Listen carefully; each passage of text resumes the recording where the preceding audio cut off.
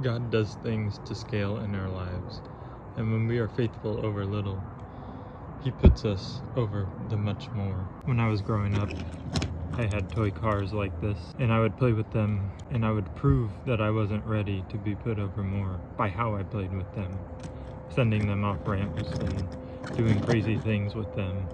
But I would eventually graduate from that place to come into a place of handling it more carefully and being more careful with how I handled it, to then move on to remote control cars and other vehicles remote controlled, to eventually controlling the vehicle and sitting in it in a power wheel. And I eventually got to the place where I would drive ATVs and UTVs and various things to eventually arrive at a place of driving one of these. Everything that is in this little car is in that car, but not all the things are active and functioning, because in this form, this is to scale.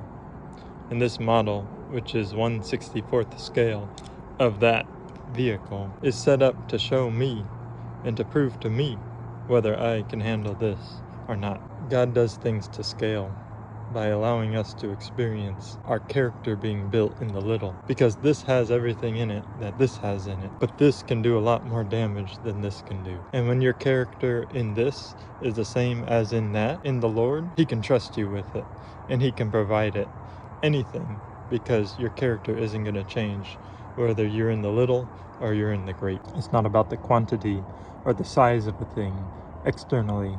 It's about the character work that God is doing internally. Trust the Lord with what He's put you over now, because He desires and is preparing you for much more through what He has you in right now. And to go from this took time, testing, and patience, and that is the same in spirit.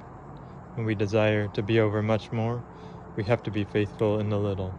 Trust in the Lord, and He desires to put you over more. Be faithful with what you have right now, because He's preparing you through the little to give and put you over that which is great.